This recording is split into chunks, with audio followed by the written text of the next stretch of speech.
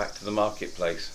It's another quiet afternoon. So, yesterday we talked of stories of Sinbad and strange islands and strange beasts, including a giant bird. I wonder what happened on the third voyage of Sinbad the Sailor.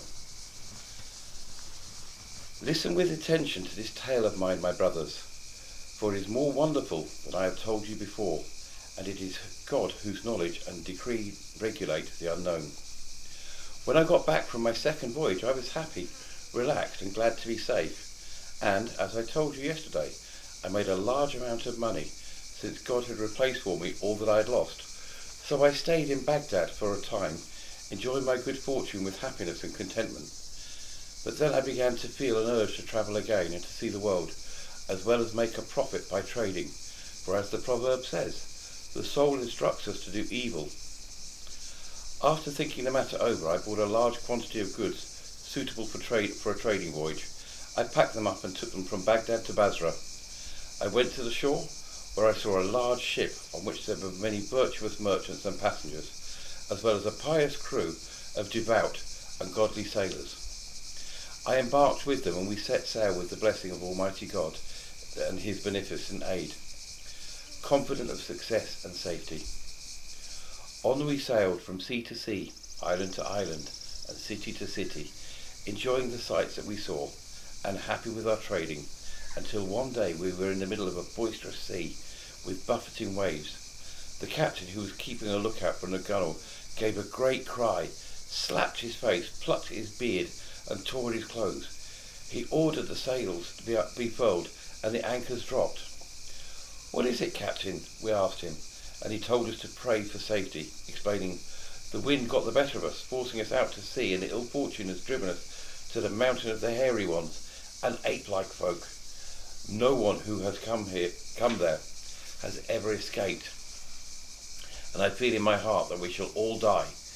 Before he had finished speaking, we were surrounded on all sides by apes, who were like a flock of locusts, approaching our ship and spreading out on the shore. We were afraid to kill any of them, or to strike them and drive them off, as we thought if we did they would be certain to kill us, because of their numbers, since numbers defeat courage, as the proverb has it. We could only wait in fear lest they plunder our stores and our goods. These apes are the ugliest of creatures, with hair like black felt and a horrifying appearance. No one can understand anything they say, and they have an aversion to men. They have yellow eyes and black faces, and are small, each being 4 spans in height. They climbed onto the anchor cables and gnawed through them with their teeth before proceeding to cut all the other ropes throughout the ship. As we could not keep head to the wind, the ship came to rest by the mountain of the ape men, and was grounded there.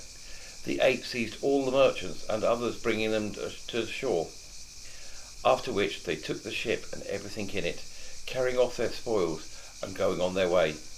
We were left on the island, unable to see the ship, and without any idea where they had taken it. We stayed there, eating fruits and herbs and drinking from the streams, until we caught sight of some form of habitation at the centre of the island. We walked towards this, and found that it was a strongly built castle with high walls and an ebony gate, whose twin leaves were standing wide open. We went through the gate and discovered a wide space, like an extensive courtyard, around which there were a number of lofty doors, while at the top of it was a large and high stone bench. Cooking pots hung there on the stove, surrounded by great quantities of bones, but there was nobody to be seen. We were astonished by all of this, and we sat down there for a while, after which we fell asleep, and stayed sleeping from the forenoon until after sunset. It was then that the earth shook beneath us, and there was a thunderous sound, and from the top of the castle came down an enormous creature, shaped like a man, black, tall, lofty as a palm tree, with eyes like sparks of fire. He had tusks like those of a boar, a huge mouth like the top of a well, lips like those of a camel which hung down over his chest, ears like large boats resting on his shoulders, and fingernails like the claws of a lion. When he saw When we saw what he looked like, we were so terrified, we almost lost our senses, and we were half dead from fear and terror. When he had reached the ground, he sat there for a short while on the bench before getting up and coming over to us. He singled me out among the other traders who were there with me, and grasping my hand, lifting me from the ground, he then felt me and turned me over. But in his hands I was no more than a small mouthful. And when he examined me as a butcher examines a sheep for slaughter, he found that I had been weakened by my sufferings and emaciated by the discomforts of the voyage, which had left me skinny. So he let me go and picked up another of my companions in my place. After turning him over and feeling him as he had felt me, he let him go too, and kept on doing this with us, one after the other, until he came to the captain, a powerful man, stout and thick-set with broad shoulders. He was pleased with what he had found, and after laying hold of the man as a butcher holds his victim, he threw him down on the ground and set his foot on his neck, which broke. He then took a long spit which he thrust up from the captain's backside to the crown of his head, after which the creature lit a large fire, and over this he placed a spit on which the captain was skewered. He turned this around and around and around over the coals until the flesh was cooked. He took it off the fire and put it down in front of him, and he dismembered it, as a man dismembers a chicken. He started to tear at the flesh with his fingernails, and then to eat it. When he had finished, he gnawed at the bones, leaving none of them untouched before throwing away what was left of them at the side of the castle. He then sat for a while before stretching himself out on the bench and falling asleep, snorting like a sheep or a beast with its throat cut. He slept until morning, and then got up and went off about his business. When we were sure that he'd gone, we began to talk to one another, weeping over our plight and exclaiming, "What would that we had been drowned or be eaten by 8 men, for this would have been better than being roasted over the coals. That is a terrible death. But God's will be done. There is no might and no power except him, the exalted, the omnipotent. We shall die miserably without anyone knowing about us, and as there is no way for us to escape from this place." So we went off into the island and to look for a hiding place or a means of escape, as we didn't mind dying provided that we were not roasted over the fire. But we found nowhere to hide, and when evening came we were so afraid that we went back to the castle. We had only been sitting there for a short while when the ground beneath us began to shake again, and the black giant came up to us. He started turning us over and inspecting us one by one, as he had done the first time, until he found one to his liking. He seized this man and treated him as he had treated the captain just the day before roasting him and eating him. He then went to sleep on the bench and slept the night through, snorting like a slaughtered beast. When day broke, he got up and he went away, leaving us as he had done the day before. We gathered once more to talk, telling one another, "By God, it would be better to throw ourselves into the sea and drown, rather than be roasted, for that is an abominable death."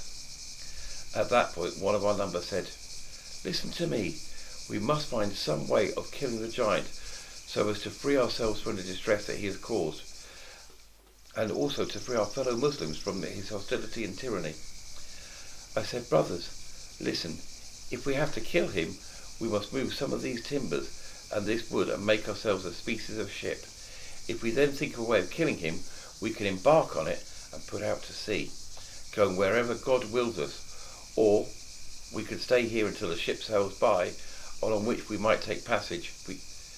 But if we fail to kill him, we can come down and put out to sea. For even if we drowned, we would still escape being slaughtered and roasted over the fire. If we escape, we escape, and if we drown, we die as martyrs." This is sound advice, they all agreed, and we then set to work moving timbers out of the castle and building a boat, which we moored by the shore, loading it with some provisions. Afterwards we went back to the castle. When evening came, the earth shook, and the black giant arrived like a ravening dog. He turned us over and felt us one by one before picking out one of us, whom he treated as he had done the others. Having eaten him, he fell asleep on the bench with thunderous snorts. We got up and took 2 iron spits from those who were standing there. We put them in the fierce fire until they were red hot like burning coals, and then gripping them firmly, we carried them to the sleeping, snoring giant, placed them on his eyes, and bore down with him with our combined strength as firmly as we could. The spits entered his eyes and blinded him, at which he terrified us by uttering a great cry. He sprang up from the bench and began to hunt for us as we fled right and left.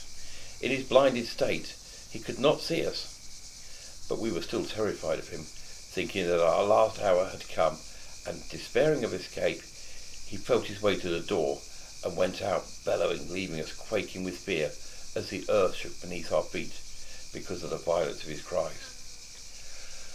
We followed him out as he went off in search of us, but then he came back with 2 others, larger and more ferocious looking than himself. When we saw him and his even more hideous companions, we panicked, and as they caught sight of us and hurried towards us, we boarded our boat, cast off its moorings, and drove it out into the sea.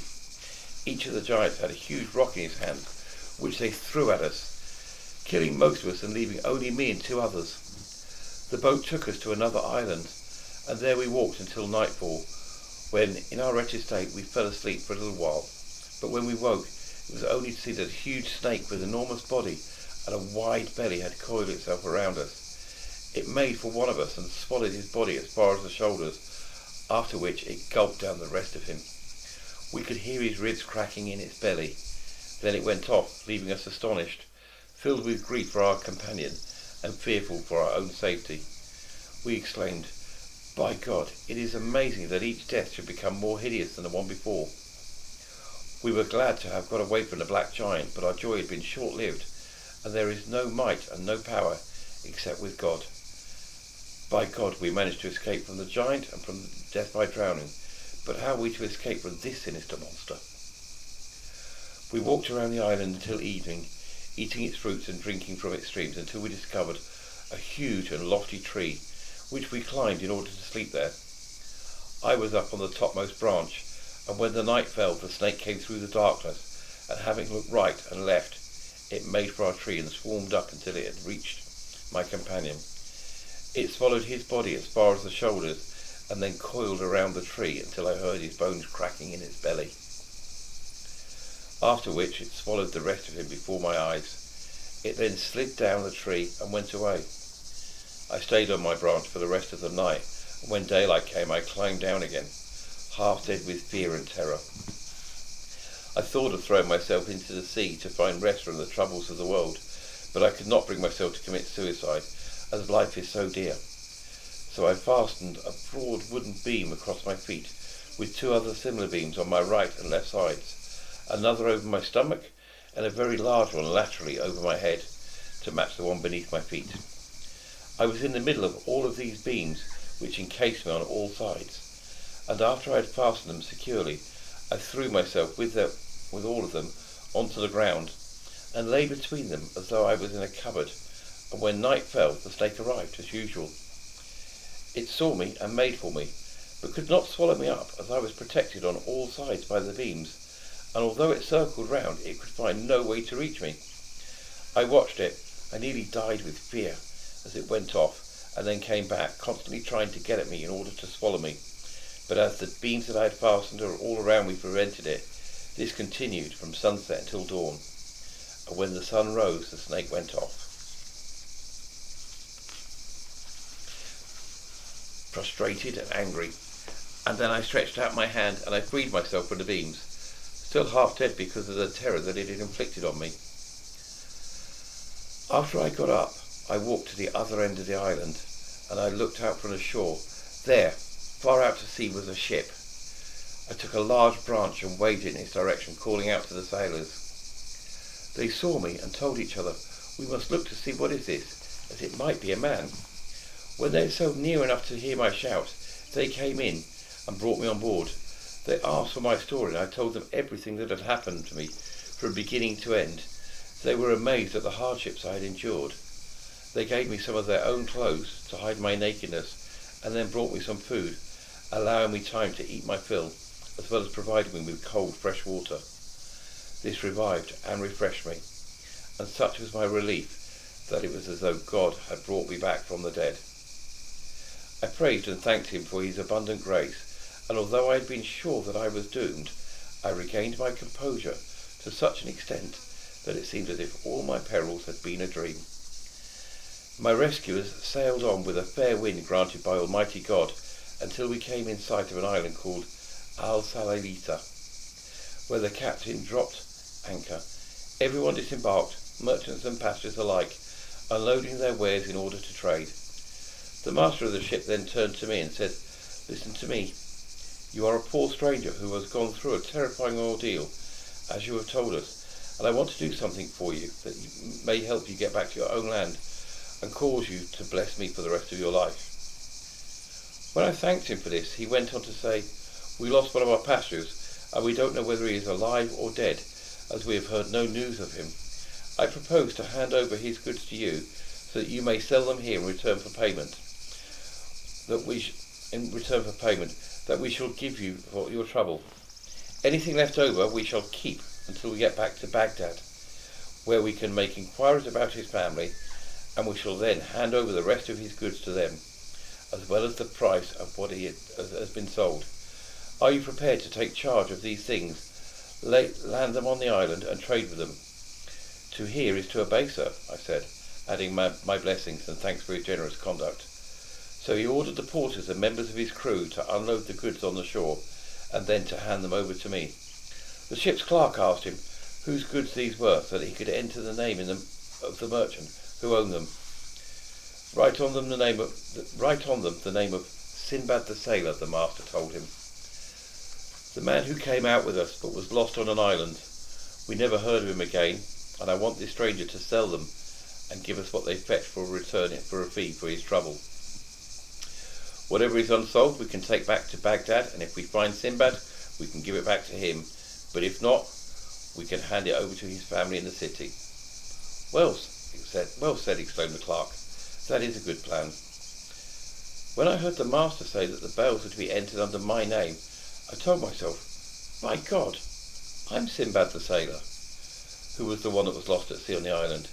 But I waited in patience until the merchants had left the ship, and were all together talking about trade.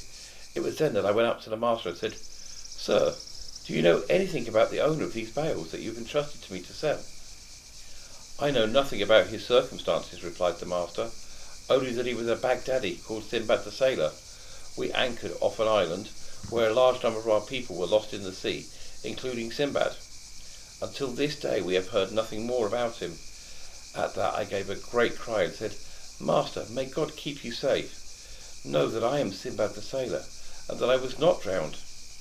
When you anchored there and landed with the other merchants and passengers, I went off to a corner of the island, taking some food with me. So I enjoyed sitting there. I became drowsy and fell into the soundest of sleeps. When I woke up, I found the ship was gone, and that no one else was there with me. So these are my belongings and my goods. All the merchants who fetched diamonds saw me when I was on the Diamond Mountain, and they will confirm that I am in fact Sinbad. For I told them the story of what had happened to me on your ship, and how you forgot about me, and left me lying asleep on the island, and what had happened after I woke up and found nobody there." When the merchants and the passengers heard what I had to say, they gathered around me, some believing, and some convinced I was lying. While things were still undecided, one of the merchants, who heard me mention the Diamond Valley, got up and came to me. He asked the company to listen to him, and said, "I told you the most remarkable thing I saw in my travels, which happened when my companions and I were throwing down carcasses into the Diamond Valley. I threw mine down as usual, and when it was brought up by an eagle, there was a man attached to it.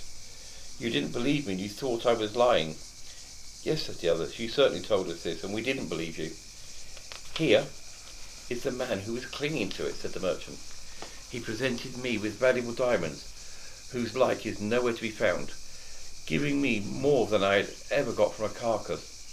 And then he stayed with me until we reached Basra, after which he went off to his own city. My companions and I said goodbye to him, and we went back to our own lands. This is the man. He told us his name was Sinbad the sailor, and that his ship had gone off, leaving him on the island. He has come here as proof to you that I am telling the truth." All these goods are his. He told us about them when we met him, and what he has said has shown to be true. When the master heard this, he came up to me and looked at me carefully for some time. Then he asked, "What mark is on your goods?" I told him what it was, and then I mentioned some dealings that we had had together on our voyage from Basra. Then he was convinced that I really was Sinbad, and embraced me, saluting me, and congratulating me on my safe return. "By God, sir, yours is a remarkable story, and a strange affair. Praise be to God, who has reunited us and returned your goods and possessions to you." After that, I used my expertise to dispose of my goods, making a great profit on the trip.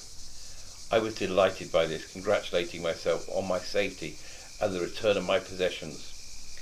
We continued to trade among the islands until we came to Sind, where we bought and sold, and in the sea there I came across innumerable wonders.